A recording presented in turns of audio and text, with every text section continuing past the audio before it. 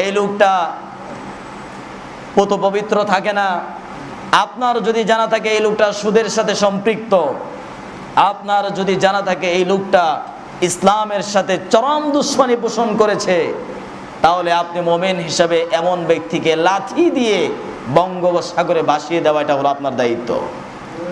এমন নেতার নেতৃত্ব গ্রহণ করার কোনো প্রয়োজন নাই যেই নেতার কাজ কর্মগুলো আমার ঈমান এবং ইসলামের বিরুদ্ধে যায়।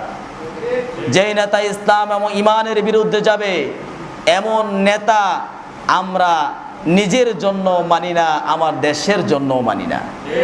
এটা হবে মুমিনের স্লোগান। দুনিয়ার মূল্যবান জীবনটাকে অবশ্যই আল্লাহর রাস্তায় বিলীন করতে হবে। আল্লাহ পাক এক আয়াতের কারিমার মধ্যে বলছেন, ইন্নাল্লাহা আশতারা মিনাল মুমিনিনা আনফুসাহুম ওয়া আমওয়ালাহুম বিআন্না লাহুমুল জান্নাহ।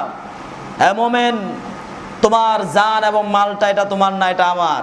এটা কার? আল্লাহ। মুমিনের জান এবং মালের মালিক কে? আল্লাহ। আল্লাহ পাক বলছেন, তোমার জান এবং মালটা আমি আমার জান্নাতের বিনিময়ে ক্রয় করে নিয়েছি। সুতরাং তোমার জান্নাত আমার কাছে, আমার জান এবং মালটা তোমার কাছে আমানত হিসেবে রাখলাম।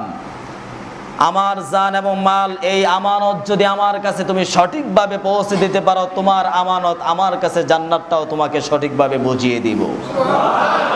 আর যদি আমার দেওয়া জান এবং মালটাকে আমার অসন্তুষ্টির পথে পরিচালিত করে জীবনকে ধ্বংস করে আমার আমানতের খেয়ানত করো, তাহলে তোমার আমানতের খেয়ানত করার কারণে তোমার যে আমানতটা আমার কাছে ছিল সে জান্নাত তুমি কখনো পাবে না।